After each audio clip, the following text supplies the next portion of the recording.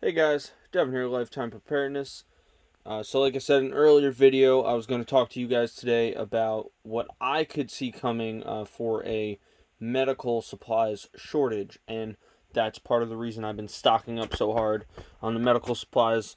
Um, let's talk about that real quick, and then go.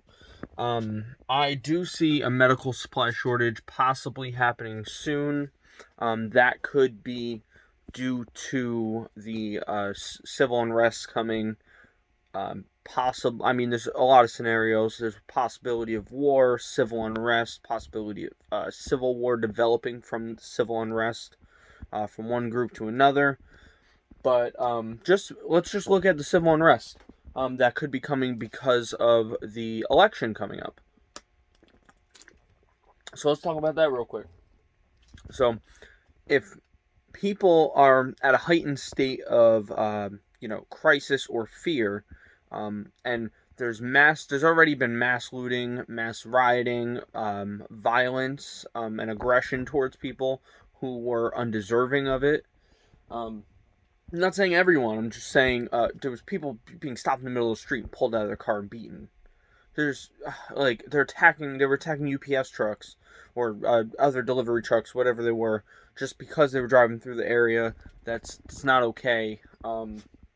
So because of that, people are going to be, you know, more and more worried about and the more violence they see, the more likely, they are to realize that it's getting closer to home, and it is getting closer to home every day. Especially when after the election happens, I think it's going to get a lot worse, regardless of who wins.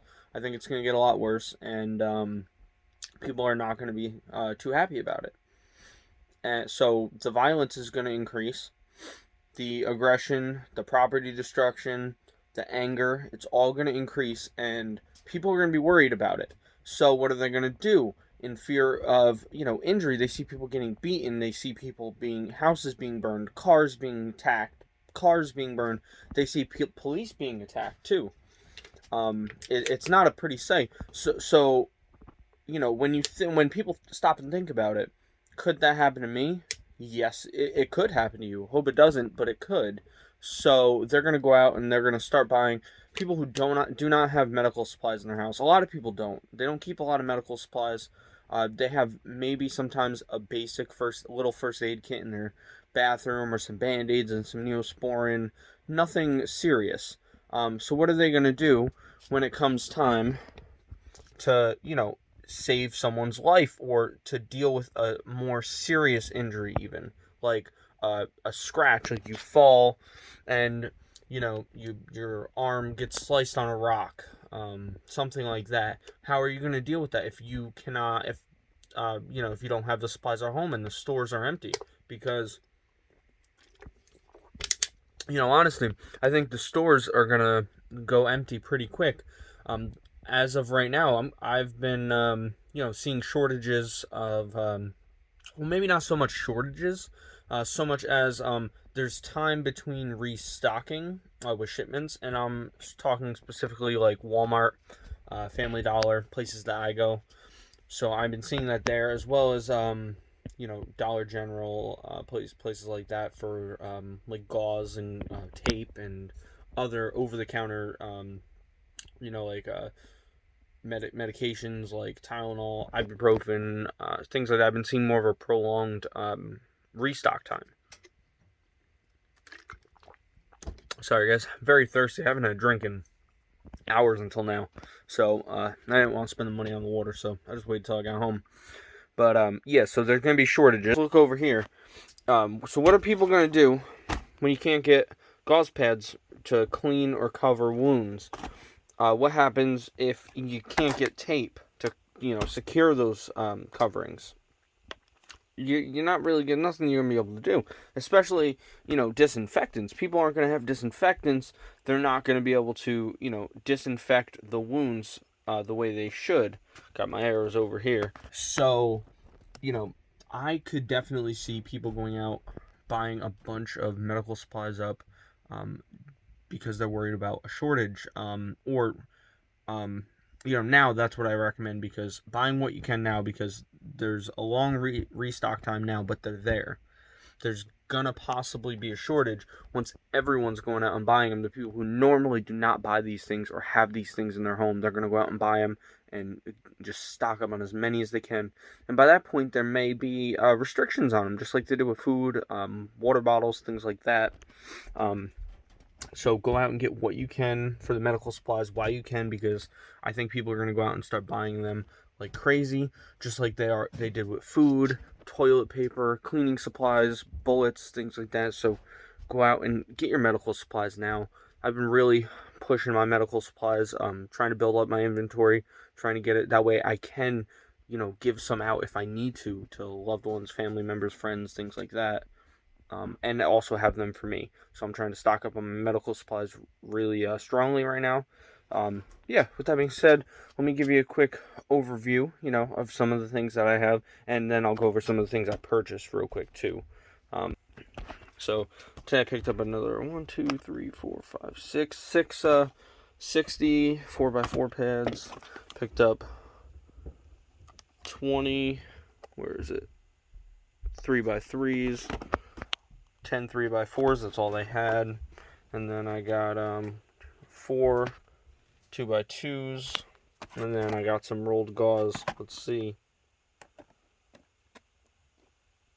10 11 of those. And then I picked up 2 bacitracins with zinc ointment. They were on clearance for 75 cents, so 25 cents off. Not terrible. They're good till 2022, so see that 2022 right there. So I picked up 2 of those. Picked up 3 self-stick tapes. I got some vitamin C, as well as some more melatonin for me, as well as an aspirin, because that was on sale as well. Sorry, the aspirin was 75 cents, normally $1, so I picked that up. These were normally, I think, $2, and they were down to $1.25, something like that.